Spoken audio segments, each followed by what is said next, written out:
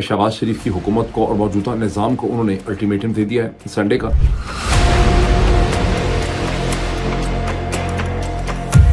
इमरान खान ने कहा है अगर ये दो मुतालबात पूरे नहीं होते तो मैं बिल्कुल रेमिटेंस से रोकने की कॉल दूंगा। 20 नवंबर 2024 को जो कत्ल आम हुआ है इस्लामाबाद में, एक सीनियर तरीन officer to the level of brigadier with a very important position, मुझे पता भी है कि कौन सी रैंक और कौन सी पोजीशन में, नाम भी पता है मुझे उनका।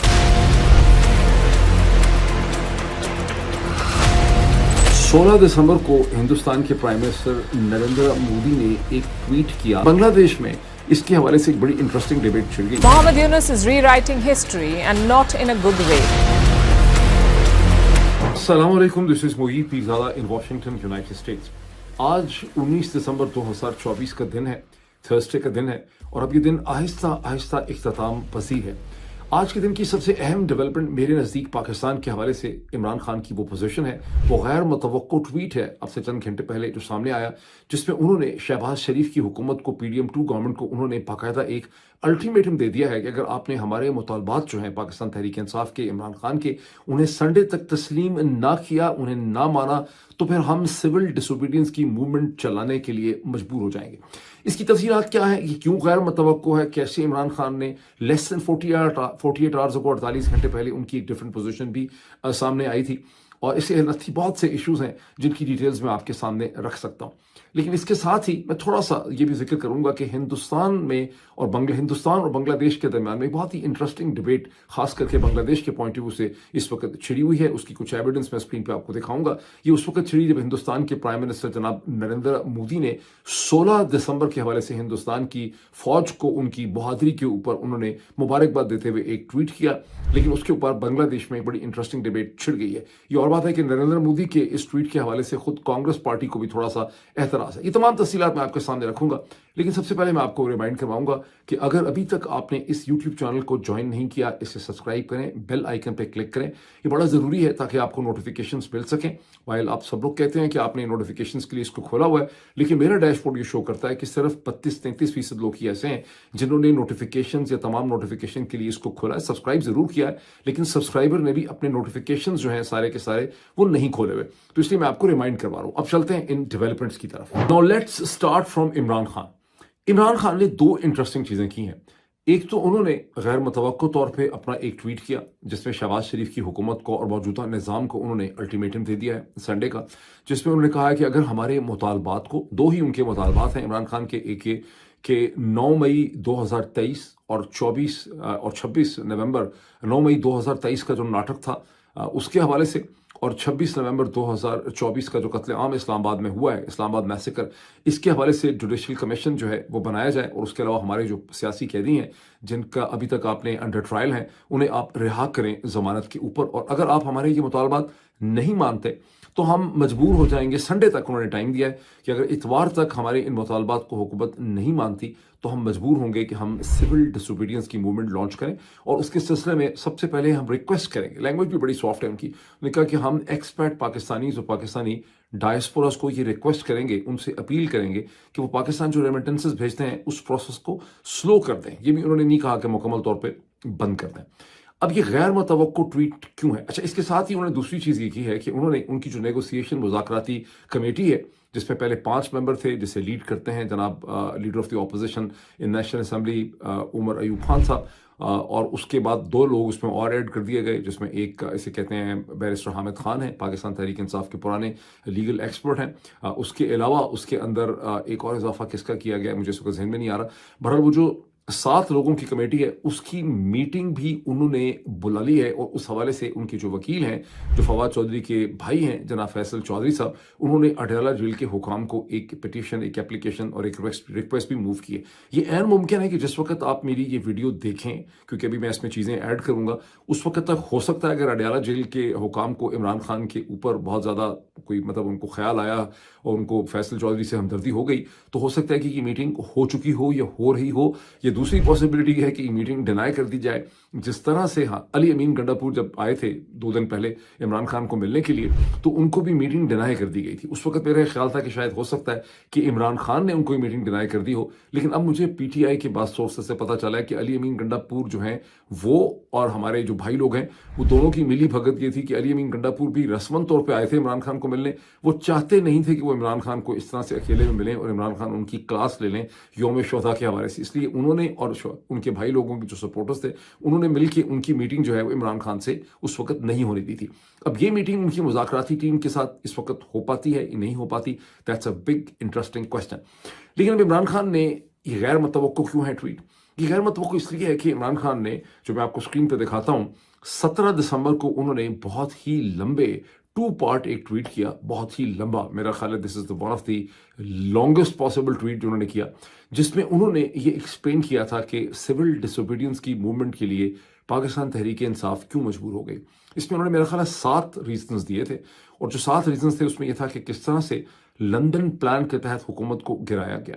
फिर किस तरह से उस लंदन प्लान के तहत जो इंतखाबात पंजाब में और खैबर पख्तूनख्वा में होने थे as per the constitutional requirement उनको नहीं होने दिया गया, नेशनल इलेक्शन भी नहीं होने दिए गए, फिर किस तरह से 9 मई 2023 का नाटक रचाया गया, किस तरह से इमरान खान को अगवा कर लिया गया एक अदालत के सामने से, फिर उसके बाद उस नाटक के बाद 10,000 से ज़्यादा पाकिस्तान तहरीक इंसाफ के वर्कर्स को, पाकिस्तान के शहरियों को उठा लिया गया, गिरफ्तार कर लिया गया, फिर उसमें और भी वाक़यात के साथ उन्होंने ये भी जिक्र किया कि किस तरह से ये 26वीं आईनी तरमीम है इसको पास किया गया, यानी जो अदलिया में और सुप्रीम कोर्ट के अंदर जो रही सही कसर या एक रही सही जुडिशल इंडिपेंडेंस थी उसको भी ख़त्म कर दिया गया। फिर उन्होंने उसमें बताया इसी इस्लामाबाद के मैसेकर का, और उन तमाम चीज़ों का जिक्र करके उन्होंने बहुत हैवी हार्ट से, यानी कोई समझते हैं कि सिविल डिसोबीडियंस मूवमेंट, ऐसा लगता है कि वो समझते हैं कि नागुज़ीर हो गई है, हम मजबूर हो गए हैं, गो कि हम चलाना नहीं चाहते थे, ये सब उन्होंने उसमें एक्सप्लेन किया था। लेकिन साथ ही उसके आउटसेट में उन पैराग्राफ्स में इमरान खान ने यह भी कहा था कि मैं इसे चंद दिनों के लिए हम इसे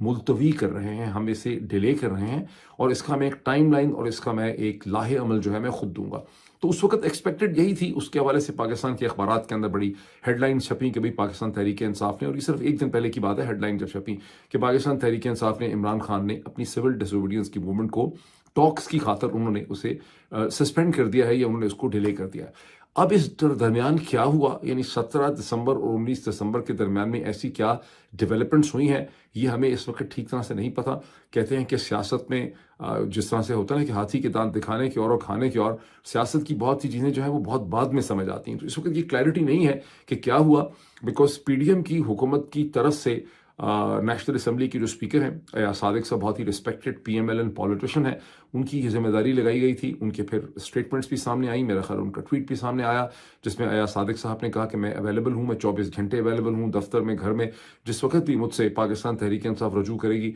तो मैं इन नेगोशिएशंस के लिए एंगेज होने के लिए तैयार हूँ।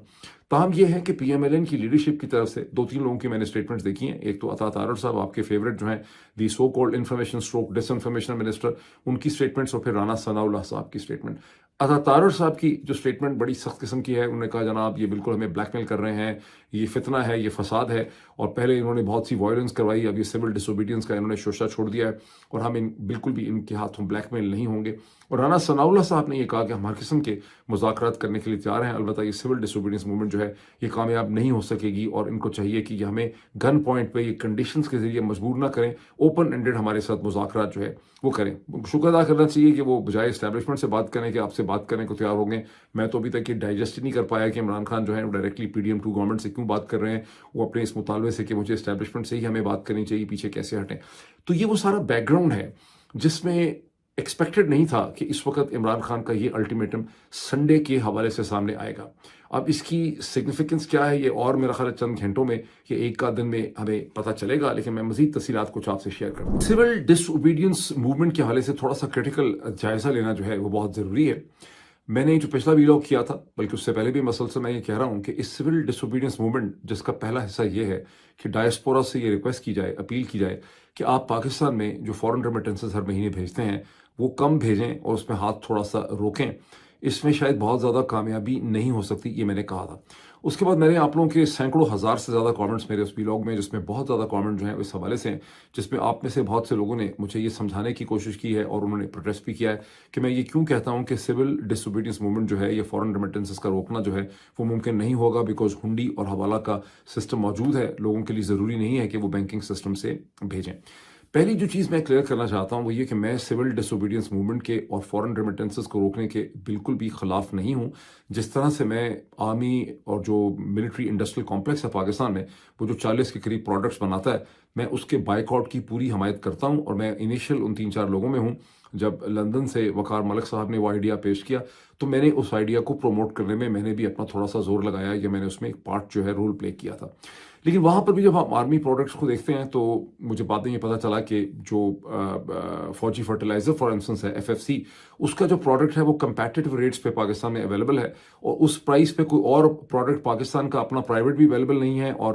باہر کا بھی اویلیبل نہیں ہے۔ باہر کا ہوگا تو بہت ہی مہنگا ہوگا، لیکن باقی جو اینگرو وغیرہ بناتے ہیں وہ مہنگا ہے۔ تو اب وہاں پہ پریکٹیکل نہیں ہوگا پاکستان کے کسان کے لیے کہ وہ اس پروڈکٹ کا بائیک آؤٹ کر دے۔ آن دی ادر ہینڈ، نورپور کے مکھن کے ان کے پاس بہت سے اور بھی آپشنز ہیں، یا اٹک کے فیول سٹیشنز پہ گیس سٹیشن یا پیٹرول سٹیشن سے پیٹرول نہ ڈالیں، اور بھی ان کے پاس بہت آپشن ہے۔ کارن فلیکس اور سیریل کا بائیک آؤٹ کرنے کے ان کے پاس بہت سے اور آپشن ہیں۔ تو میں پریکٹیکلٹی کے لینس سے دیکھ رہا ہوں، میں مکمل طور پہ سپورٹ کرتا ہوں کہ آرمی انڈسٹریل کمپلیکس جو ہے، ملٹری انڈسٹریل کمپلیکس کے پروڈکٹس کا جہاں جہاں بائیک آؤٹ ممکن ہے، پریکٹیکل ہے، اس کا بائیک آؤٹ کیا جائے، تاکہ وہ مجبور ہوں، قیمتیں کم کریں، خود بیچیں، ان کو ریٹیلر سے ایک نیگیٹو فیڈ بیک ملے۔ اور سب سے بڑی بات تو یہ ہے کہ پورا ایک نیریٹو اور بیانیہ بن رہا ہے جس میں لوگوں کی بحث سے پہلی دفعہ لوگوں کو پتہ چل رہا ہے کہ پاکستان میں جو ملٹری انڈسٹریل کمپلیکس ہے وہ کتنا زیادہ اس کی پینیٹریشن ہے پاکستان کی اکانومی میں۔ اب واپس آ جائیں ریمیٹنسز کے اوپر۔ ریمیٹنسز کو میں بالکل سپورٹ کرتا ہوں کہ ریمیٹنسز اگر رک سکتی ہیں تو رکیں، لیکن میرے اس میں پریکٹیکل سجیشن یہ ہے کہ پاکستان تحریک انصاف کو سوچ سمجھ کے اس کو امپلیمنٹ کرنا ہوگا، اور ان کے پاس ایک خاکہ، ایک اسٹریٹجک پلان ہونا چاہیے۔ فار انسٹنس وہ یہ کہہ سکتے ہیں کہ 15 دن کے لیے ریمیٹنسز جو ہیں وہ روک دی جائیں، یا 1 مہینے کے لیے میکسیمم سلو کر دی جائیں، یا 3 ہفتے کے لیے سلو کر دی جائیں، تاکہ لوگوں کو اس چیز کو امپلیمنٹ کرنے کے لیے ان کو سہولت ہو۔ اب کمنگ ٹو دس ہنڈی حوالہ، میں آپ کو یاد کرواؤں گا کہ پاکستان میں ہنڈی حوالہ کا جو پورا کا پورا سسٹم تھا، اس پہ اگر کسی حکومت نے اس کا راستہ بہت روکا اور اس کے لیے بہت زیادہ انہوں نے ایفرٹس کی، ایک اسٹرکچر بنایا اس کا راستہ روکنے کے لیے، تو وہ خود عمران خان کی حکومت تھی، جس نے 2018 اور 19 کے اندر، کیونکہ میں پیسے بھیجتا تھا، ادھر سے بھی نکلا ہوں دوڑ کے، تو پیسے میں نے وہاں سے نکالے، تو میں ملتا تھا منی چینجز وغیرہ سے، تو مجھے یہ پتہ چلا کہ عمران خان کی حکومت نے بہت ہی سبسٹینٹیو سٹیپس جو ہیں وہ اٹھائے ہنڈی حوالہ کے پروسیس کو روکنے کے لیے۔ اور یہ مجھے منی چینجز نے اسلام آباد کے اندر بہت ڈیٹیل سے بتایا کہ کس طرح انہوں نے منی چینجز کو رجسٹریشن ان کی منی چینجز کی، ان کے اپنے آفیسز کے اندر جہاں فارن کرنسی کاؤنٹ ہوتی ہے، یہ ایکسچینج ٹیک پلیس کرتا ہے، وہاں پر کیمرے لگائے گئے، کیسے وہ کیمرے جو ہیں وہ پاکستان کی گورنمنٹ کے مختلف اداروں کے ساتھ ان کو جوڑا گیا، کیسے پتہ نہیں FBR کے ساتھ جوڑا گیا یا منسٹری فائنانس کے ساتھ جوڑا گیا، کس طرح سے FIA کو بہت زیادہ ٹرین کیا گیا اس ڈیٹیکشن کے لیے۔ اور ساتھ ہی سب سے بڑی چیز انہوں نے یہ کی کہ انہوں نے جو بینکنگ ریٹ تھا اور جو ہنڈی حوالہ کا ریٹ تھا، اس کے درمیان جو ڈفرنس ہوا کرتا تھا 5-6 روپے کا، اس کو انہوں نے کم کر دیا۔ اس کے بعد جب PDM 1 اور PDM 2 گورنمنٹس آئیں تو انہوں نے عمران خان ہی کی حکومت کے بنائے ہوئے خاکے اور سٹرکچر سے انہوں نے بہت زیادہ فائدہ اٹھایا، جس کے نتیجے میں اس وقت پاکستان میں ہنڈی اور حوالہ کا سسٹم کوئی بہت زیادہ توانا شکل میں یا مضبوط شکل میں ایگزسٹ نہیں کرتا، اور انٹرنیشنل بھی بہت زیادہ ریکوائرمنٹ تھی کہ ہنڈی حوالہ کے سسٹم پہ آپ کریک ڈاؤن کریں۔ سو انڈر دی سرکمسٹانسز، اگر لوگوں کو آپ اچانک کہتے ہیں کہ آپ ہنڈی حوالے کا استعمال کر لیں، تو سسٹم کو فنکشنل ہوتے ہوتے بھی دیر لگے گی، ہو تو جائے گا ہی فنکشنل، اور اس کے اوپر کریک ڈاؤن کرنا اتنا آسان نہیں ہے۔ اور آئی ایم شیور کہ جو گورنمنٹ سوشل میڈیا پہ کریک ڈاؤن کرنا چاہ رہی ہے، وہ بہت جلدی ہنڈی حوالہ کے اوپر بھی حملہ کر دے گی، ہنڈی حوالہ کے اوپر حملہ کر دیں گے یہ بالکل۔ تو وہ تو بالکل آپ سمجھیں کہ یہ ہے، لیکن پریکٹیکلٹی سے دیکھنا پڑے گا کہ یہ ریمیٹنسز کہاں سے آتی ہیں، کتنا پرسنٹیج سعودی عرب سے آتا ہے، کتنا UAE سے آتا ہے، کتنا بحرین سے، عمان سے، کتنا برطانیہ سے، کتنا یورپ سے آتا ہے۔ اور اگر یہ اسٹریٹجی اور تھنکنگ ہوگی تو پھر اس میں کامیابی ہوگی۔ محض لوگوں کو کہہ دینے سے خود بخود، مطلب بغیر کسی اسٹریٹجک کمیونیکیشن کے، اس میں بہت زیادہ کامیابی نہیں ہو سکے۔ ایک اور بڑی دردناک قسم کی ڈیولپمنٹ ہے، اسے ایبزارب کرنے کی کوشش کریں۔ سورسز ود ان دی چودھری نظام الدین سسٹم بٹوین پنڈی اینڈ اسلام آباد، ان سے یہ پتہ چل رہا ہے کہ 26 نومبر 2024 کو جو قتل عام ہوا ہے اسلام آباد میں، اسلام آباد میسیکر، اس میں ایک سینئر آفیسر، کم از کم ایک سینئر ترین officer to the level of brigadier with a very important position, مجھے پتہ بھی ہے کہ کون سی رینک اور کون سی پوزیشن میں، نام بھی پتہ ہے مجھے ان کا، میں لے نہیں رہا، وہ خود ذاتی طور پہ جونیئر افسران کو اور پولیس کو مجبور کرنے کے لیے انہوں نے ذاتی طور پر وہاں پہ فائرنگ کی ہے پاکستان کے سویلین نہتے پرو ڈیموکریسی پروٹیسٹرز کے اوپر۔ یہ کیوں ہوا؟ اس لیے کہ وہاں پر بڑی کنفیوژن تھی۔ وہ اب سب سے پہلے تو پولیس نے، اسلام آباد پولیس کو استعمال کرنے کی کوشش کی گئی۔ اسلام آباد پولیس نے تو وہی کیا جو کشمیریوں نے کیا تھا خانہ کعبہ میں، انہوں نے کہا آپ پہ ٹھوس کرسی۔ پولیس نے صاف انکار کر دیا، انہوں نے کہا کہ ہم لوگوں کے اوپر گولی نہیں چلا سکتے، اور ان کے مختلف افسران جو ہیں انہوں نے ریفیوز کر دیا۔ اس پہ فوج کے افسران جو ہیں وہ جلال میں آ گئے، چونکہ فوج کے بھی اپنے رینک اینڈ فائل جونیئر جو آفیسرز تھے، میجرز اینڈ کیپٹن، ان میں خاصی کنفیوژن تھی کہ ہم کیا کرنے چلے ہیں۔ اس لیے ایک سینئر بریگیڈیئر صاحب نے اس نیک کام کا خود سے آغاز کیا اور وہ خود بھی فائرنگ کرتے رہے۔ اب ظاہر ہے کہ ایسی چیز چھپ نہیں سکتی تھی، یہ اسلام آباد کی پولیس کو بھی پتہ ہے، یہ بہت سے پولیٹیشنز کو بھی پتہ ہے، یہ فوج کے بہت سے افسروں کو بھی پتہ ہے۔ تو اب ایک پسوڑی بنی ہوئی ہے بٹوین اسلام آباد اور پنڈی کہ اس پورے معاملے کی ذمہ داری جو ہے وہ کس پہ ڈالنی ہے۔ اچھا، مین ویل یہ بھی ذہن میں رکھیے کہ جن 12 لاشوں کا پی ٹی آئی اور بیرسٹر گوہر بار بار چرچا کرتے ہیں کہ یہ 12 لوگ ہمارے شہید ہوئے ہیں، یہی کنفرمڈ ہے، یہ سب وہی لوگ ہیں جو تقریباً 4 بجے سے لے کے شام کے 5:30 یا 6 بجے تک کے درمیان میں جو سنائپر فائر ہوا ہے 26 نومبر کو، یہ اس کے نتیجے میں شہید ہوئے ہیں۔ یہ وہی ہیں جن کی لاشیں زخمی حالت میں یا آفٹر دا ڈیتھ جن کی لاشیں جو ہیں وہ پولی کلینک میں پہنچیں، پیمس ہاسپٹل میں پہنچیں اور پھر مختلف تگ و دو سے لوگوں کے حوالے کر دی گئیں۔ جو رات کو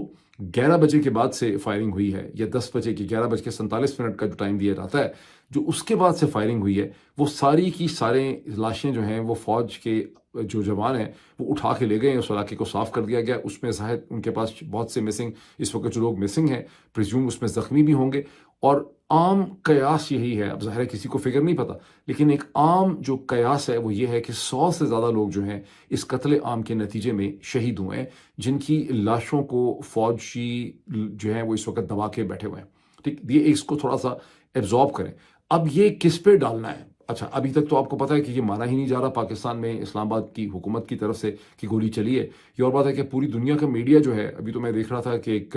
اسے کہتے ہیں ساؤتھ چائنا مارننگ پوسٹ کا جو ہے، ان کی بھی ویڈیو اس کے اوپر میں نے دیکھی، میری نظر سے گزری ہے۔ تو پوری دنیا کا میڈیا یہ لکھ رہا ہے، یہ بول رہا ہے، یہ دکھا رہا ہے اپنی ڈاکومنٹریز میں کہ اسلام آباد میں گولی چلی ہے، اور پاکستان میں، اسلام آباد میں، پورے پاکستان میں آپ سب کو پتہ ہے کہ گولی چلی ہے، لیکن ابھی تک حکومت یہ مان نہیں رہی کہ گولی چلی ہے۔ لیکن اندر جو پسوڑی پڑی ہوئی ہے وہ یہ ہے کہ ملبہ کس پہ ڈالنا ہے۔ آپ نے دیکھا چند دن پہلے بیرسٹر گوہر نے اپنے آقاؤں کی خواہش پوری کرتے ہوئے انہوں نے ایک FIR درج کرائی، جس میں سارا کا سارا ملبہ انہوں نے شہباز شریف کے اوپر، محسن نقوی کے اوپر، پولیس، اسلام آباد پولیس پہ ڈال دیا۔ اب اسلام آباد پولیس جو ہے وہ بڑی بھرم ہے کہ گولی ہم نے چلائی نہیں، مقدمہ ہمارے پہ ڈال رہے ہیں۔ بھائی لوگوں کی کوشش یہ ہے کہ الٹیمیٹلی یہ ثابت کر دیا جائے کہ یہ اسلام آباد کی پولیس، میں نے آپ کو اپنے ایک ویلاگ میں کہا بھی تھا کہ ان دی اینڈ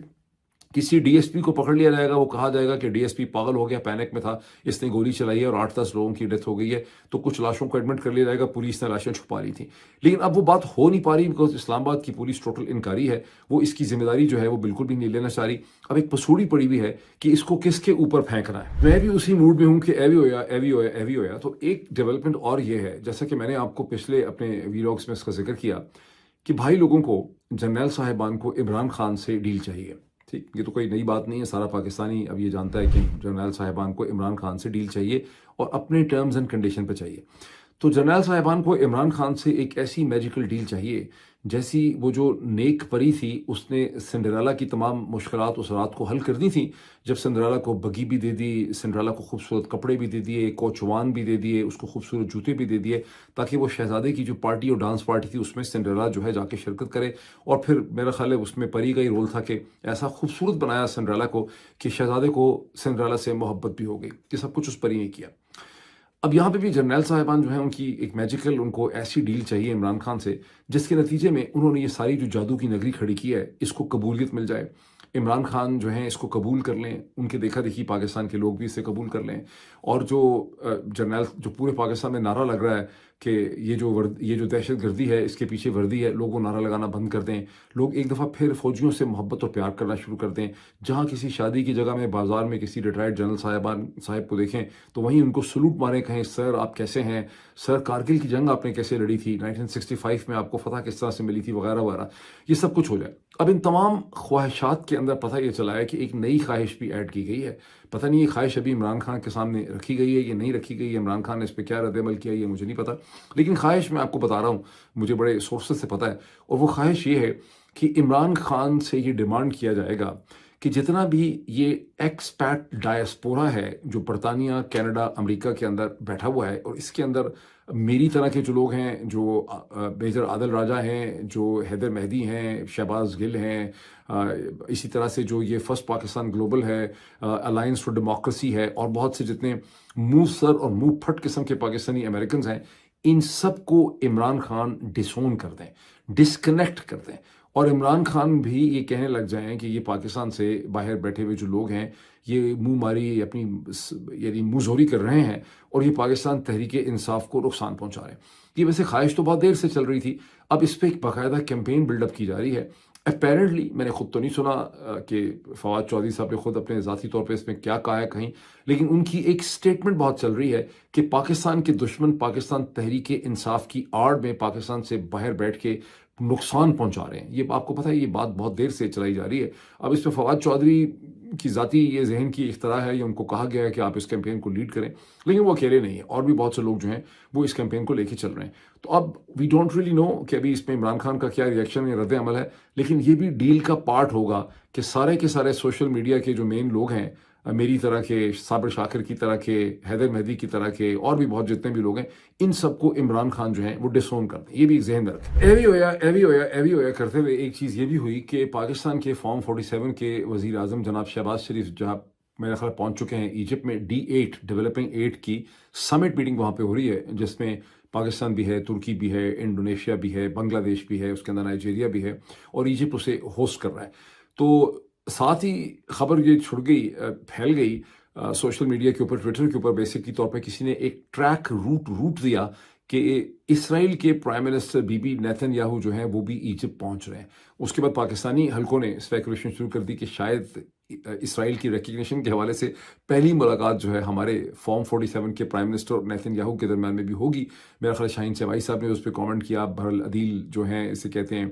عدیل صاحب جو ہیں جو سیاست.pk کے ہیں, انہوں نے تو ڈیفینیٹلی اس پہ کامنٹ کیا, اور میں نے بھی وہاں پہ کوشچن اس پہ ریز کیا اس ٹویٹ پہ. میں آپ کو ٹویٹس وغیرہ جو ہے وہ اسکرین پہ دکھاتا ہوں. اب شہباز شریف صاحب کی زندگی بچ گئی ہے. وہ زندگی ان کی اس لیے بچ گئی ہے کہ ایجپٹ نے اور اسرائیل دونوں نے یہ کلیریفائی کیا ہے. اسرائیل نے کہا ہے, بی بی نیتن یاہو نے خود کہا ہے کہ میں ایجپٹ نہیں پہنچ رہا, میرا ایسا کوئی پلان نہیں ہے. ایجپٹ کی گورنمنٹ کی طرف سے کلیریفیکیشن آئی ہے کہ بی بی نیتن یاہو یہاں نہیں ہے, نہ وہ یہاں پہ آ رہے ہیں, اور اگر وہ آتے بھی تو بیک گراؤنڈ اس کا یہ تھا کہ اسرائیل, ایجپٹ اور حماس کے درمیان میں نیگوسیشنز ہو رہی ہیں ایک غازہ میں پریزنرز کے ریلیز کے حوالے سے. حماس کا ابھی بھی یہی ہے کہنا کہ ایک کمپریہنسو ڈیل ہونی چاہیے. اگر ہم آپ کے پریزنرز ریلیز کرتے ہیں, اب وہ پتہ نہیں کتنے اس میں سے زندہ ہیں, تو پھر اس کے بعد ایک مکمل کمپریہنسو سیز فائر ہونا چاہیے, اور اسرائیلی ڈیفنس فورسز کو غازہ سے نکل جانا چاہیے. نیتن یاہو ابھی بھی انسسٹ کر رہے ہیں کہ نہیں, ہم فیزڈ کریں گے, کمپلیٹ ہم نہیں کریں گے ساری چیزوں کی ڈیل, ہمیں صرف پریزنر واپس کر دیں, ہم کچھ پریزنرز آگے سے ریلیز کر دیں گے. اس خط کا سلسلے پہ سیٹل کرنے کے سلسلے میں توقع یہ تھی کہ نیتن یاہو وہاں پہ آتے. تو چلے, میں نے شہباز شریف کی جان بچا دی ہے. پھر آخر کے طور پہ ہندوستان اور بنگلہ دیش کی ڈیبیٹ کی طرف چلتے ہیں. 16 دسمبر کو ہندوستان کے پرائم منسٹر نریندر مودی نے ایک ٹویٹ کیا, اور یہ دن جو ہے 16 دسمبر کا, اسے ہندی میں کہتے ہیں وجے دیواس, جس کا مطلب ہے the day of the victory. تو ہندوستان کی فوج کو انہوں نے مبارکباد دی کہ آپ نے اس دن بہت ہی بہادری اور دلیری اور جرت جو ہے دکھائی, بیسکلی پاکستان کو شکست دی. میرے خیال پاکستان کا انہوں نے اس میں ذکر نہیں کیا ٹویٹ میں, لیکن بہادری کی انہوں نے ان کی بہت زیادہ تعریف کر دی. مجھے ذاتی طور پہ اس پہ یہ اعتراض ہے کہ ہندوستان کی فوج نے وہ جو 12 دن کی جنگ لڑی تھی پاکستان سے, اسٹارٹنگ فرام 3 دسمبر ٹل 14-15 دسمبر, اس میں ہندوستان کی فوج کو تو کوئی بہادری دکھانی ہی نہیں پڑی, اس لیے کہ 7 کروڑ کی آبادی سے پاکستان کی ایسٹرن کمانڈ, جس کی میرے حساب سے ٹوٹل جو ریگولر کریک ٹروپس تھے اس کے وہ 45,000 سے زیادہ تھے ہی نہیں ٹو بگن ود, تو وہ تقریباً 9 مہینے 10 مہینے سے وہ اپنے ہی 7 کروڑ کی آبادی سے لڑ رہے تھے. کیونکہ ان کے جرنیل صاحبان کا دماغ خراب ہو چکا تھا، اور ایک خالی و دماغ ڈفر جرنیل جو تھا عبید اللہ نیازی، جس نے ساری کی ساری فوج کو بند کیا ہوا تھا مختلف شہروں میں، جس کو کیسل مینٹیلٹی یا کیسل اسٹریٹجی تھی کہ ہم اندر شہروں کا دفاع کریں گے، اور ہندوستانی فوج کو تو راستہ روکا ہی نہیں، تو ہندوستانی فوج تو سیدھی سیدھی جیپ چلا کے جو ہے بغیر لڑائی کیے ہی ڈھاکہ پہنچ گئی۔ تو کوئی بہت زیادہ بہادری تو تھی نہیں۔ مجھے تو ذاتی طور پہ نریندر مودی کے ٹویٹ پہ یہ اعتراض ہے۔ لیکن بنگلہ دیش میں اس کے حوالے سے ایک بڑی انٹرسٹنگ ڈیبیٹ چھڑ گئی، کیونکہ نریندر مودی نے اپنے ٹویٹ میں بنگلہ دیش کی کریشن کا یا بنگلہ دیش کے بننے کا یا بنگالی لوگوں کا یا مکتی بانی کا وہ ذکر کرنا بھول گئے۔ حالانکہ کچھ برس پہلے آپ کو یاد ہے کہ جب وہ بنگلہ دیش گئے تھے، جب تعلقات بہت اچھے تھے بنگلہ دیش کے ساتھ، تو وہاں انہوں نے بڑی چھاتی پھیلا کے انہوں نے بنگالی لوگوں کو کہا تھا کہ ہم ہی تو ہیں جو آپ کے ساتھ لڑے وغیرہ وغیرہ۔ تو اس دفعہ انہوں نے ان کا ذکر نہیں کیا۔ جب ذکر نہیں کیا تو بنگلہ دیش میں اس وقت جو نئی حکومت انٹرم گورنمنٹ ہے ڈاکٹر محمد یونس کی، اس کے بہت سے ممبرز نے، منسٹرز نے، اسٹوڈنٹ لیڈرز نے اس میں سوال یہ اٹھایا۔ انہوں نے کہا کہ نریندر مودی اس طرح سے ایکٹ کر رہے ہیں جیسے جو کچھ بھی ہوا اور وہ جو فتح ان کو ملی پاکستان کی فوج کے اوپر، وہ صرف ہندوستان کی فوج ہی کی وجہ سے تھی۔ ہم جنہوں نے اسٹرگل کی پورے 9 مہینے کی، جس کی طرف میں اشارہ بھی کر رہا ہوں، اسے انہوں نے بالکل اگنور کر دیا ہے۔ حالانکہ اس پوری کی پوری جنگ کے اندر ہندوستان محض ہمارا ایک ایلائے اور ایک اتحادی تھا۔ ابھی بھی ایسے بڑی انٹرسٹنگ چیز ہے کہ اگر ہندوستان کی فوج نہ آتی تو پھر کیا ہوتا، کئی سال اور آپ کو اسٹرگل جو ہے وہ کرنی پڑ جاتی۔ تو یہ تو بہرحال ایک ڈیبیٹ ہے، یہ میں آپ کو تھوڑا سا اسکرین کے اوپر دکھاتا ہوں۔ لیکن آج کل ویسے بنگلہ دیش کے حوالے سے ہندوستان میں بہت زیادہ تشویش جو ہے وہ پائی جاتی ہے۔ میں ایک کسی اور کی اسٹیٹمنٹ ہیڈ لائن دیکھ رہا تھا کہ یہ وہ بنگلہ دیش نہیں ہے جو 1971 میں ہم نے بنایا تھا، یہ تو ایک نیا پاکستان ہے، دس از اے نیو پاکستان۔ اس پہ خیر کریں، پھر کبھی بات کریں گے۔ لیکن کانگریس کو بھی بڑا اعتراض ہے نریندر مودی کے ٹویٹ میں۔ ان کو اعتراض یہ ہے، میں بعض لوگوں کے ٹویٹ دیکھ رہا تھا، ابھی مجھے مل جائیں تو میں دکھاؤں، میں دوبارہ ڈھونڈ رہا ہوں، مجھے ملا نہیں۔ تو وہ یہ کہتے ہیں کہ نریندر مودی کو اندرا گاندھی کو بھی اپریشیٹ کرنا چاہیے تھا، اور اندرا گاندھی سے اور نہرو خاندان سے نریندر مودی جو ہیں وہ انفیریورٹی کمپلیکس میں مبتلا ہیں، بیکاز جو خدمات اندرا گاندھی کی جو اچیومنٹس ہیں، نریندر مودی کی اچیومنٹس اس کے قریب نہیں آتی ہیں۔ اندرا گاندھی نے پاکستان کا پورا ایسٹ پاکستان فتح کر لیا، سکم حاصل کیا، اس کے علاوہ بڑی ان کی اچیومنٹس تھیں in terms of acquisition of land and expansion of India خاصی۔ اور کانگریس نے تو 1971 کے بعد اندرا کو گاڈیسز درگا کے ساتھ کمپیئر کرنا شروع کیا تھا۔ درگا ایک میتھیکل گاڈیس ہے، میرے حساب سے میتھیکلی ہیں، جن کا امیج اگر آپ دیکھیں، میں آپ کو اسکرین پہ دکھاتا ہوں، تو وہ ایک Durga rides on a lion اور a tiger with weapons in her hand. تو وہ ایک پاور کی جو ہے وہ ایک ریپرزنٹیٹیو ہے گاڈیسز درگا۔ تو کانگریس کے مائنڈ سے اندرا جو ہیں وہ گاڈیسز درگا ہیں، جن کا کہ نریندر مودی نے ذکر نہیں کیا۔ میں یہاں تھوڑا سا کانگریس کے پوائنٹ آف ویو سے ایڈ کر دوں کہ نریندر مودی ایک ہندوستان کی تاریخ کے ڈفرینٹ فیز کے اوپر ایگزسٹ کرتے ہیں۔ اندرا گاندھی کا چیلنج ڈفرینٹ تھا۔ نریندر مودی نے، میں نے چیک کیا ہے کہ 2014 سے 2024 کے درمیان میں ہندوستان کے جی ڈی پی اور اکانومی کا سائز ڈبل سے بھی زیادہ کر دیا ہے۔ 2014 میں انڈین اکانومی کا سائز $1.8 ٹریلین تھا، اس وقت انڈین اکانومی کا سائز آلموسٹ $4 ٹریلین ہے، یعنی ڈبل سے زیادہ کر دیا ہے۔ اور اسی ٹائم پیریڈ میں Hindustan has over taken England, Great Britain. اب گریٹ برٹن جو ہے اس وقت 6th اکانومی ہے، انڈیا 5th لارجسٹ اکانومی ہے۔ اب خطرہ یہ ہے، ذرا پاکستان میں غور کریں اس چیز کے اوپر، خطرہ یہ ہے کہ اگلے چند سالوں میں کہیں ہندوستان چوتھی بڑی اکانومی نہ بن جائے۔ اس وقت سب سے بڑی اکانومی امریکہ کی ہے، دوسری جاپان کی ہے، دوسری چین کی ہے، تیسری جاپان کی ہے، چوتھی جرمنی کی ہے۔ لیکن یوکرین کی جنگ میں چونکہ جرمنز نے امریکن پریشر ایبزارب کیا، جس کے نتیجے میں ان کی oil, fuel, gas supplies expensive ہو گئیں، ان کو بہت زیادہ ڈیفنس ایکسپینڈیچر ان کا پتہ نہیں لیس دین 1% تھا، وہ 3% انہوں نے کر دیا، اور چین کے ساتھ ان کی جو ایکسپورٹ مارکیٹس تھیں وہ ڈسرپٹ ہوئی ہیں انڈر دی امریکن پریشر، جس کے نتیجے میں جرمن اکانومی لڑکھڑا رہی ہے، جبکہ ہندوستان کی اکانومی نے ایسا انہوں نے پلے کیا اپنے آپ کو یوکرین کی جنگ میں کہ ان کو یوکرین کی جنگ کا فائدہ ہو گیا because of the energy prices and all that. اگر یہ صورتحال ایسے ہی جاری رہی تو مجھے لگ رہا ہے کہ اگلے 3-4 سال میں کہیں ایسا نہ ہو کہ آپ کو پتہ چلے کہ ہندوستان چوتھی اکانومی جو ہے وہ بن گیا اور جرمنی سے بھی وہ آگے نکل گیا۔ ابھی اتنا ہی، پھر آپ سے ملاقات ہوتی۔